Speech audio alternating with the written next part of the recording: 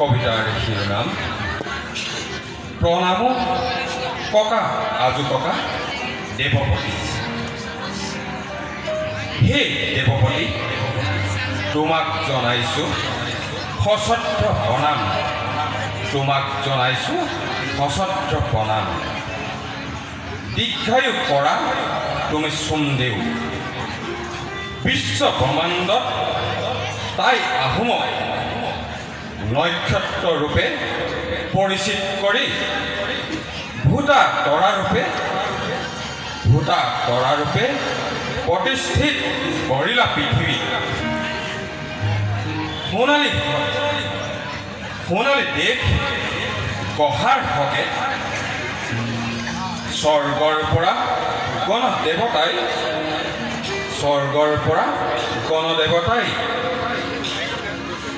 তাই আহোমক সোণৰ জখলাৰে নমাই পঠাইছিল চাওলুং চুকাফাক। সোণৰ জখলাৰে নমাই পঠাইছিল চাওলুং চুকাফাক।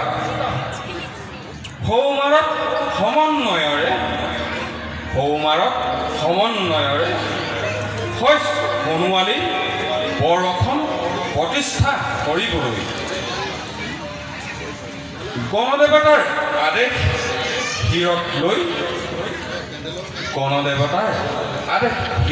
লৈ স্বৰ্গদেউ চাওলুং চুকাফাই সৌমাৰক প্ৰথম খোজ দিয়েই পূব পশ্চিম উত্তৰ দক্ষিণ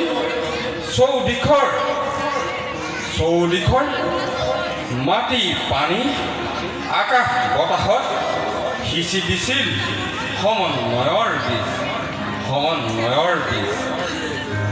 সেই বীজে লাহে লাহে চাৰিওফালে জীপাল হৈ গজি উঠিছিল। শস্য শ্যামলা সোণৰ দেশত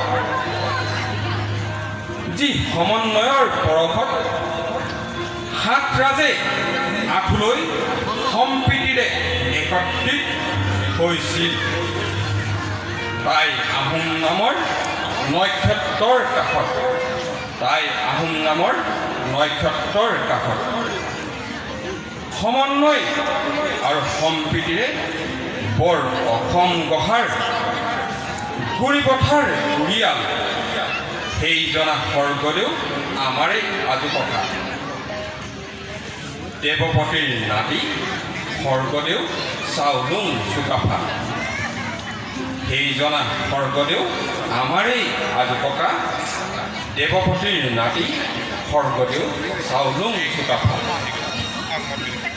ককা মোৰ সেই স্বৰ্গদেউ, আপুনি গঢ়ি যোৱা পবিত্ৰ অসমত দয়া কৰি আপুনি আশীৰ্বাদ কৰক আমাক, যাতে এই নাতিহঁতে শান্তিৰে জীয়াই থাকিব পাৰে।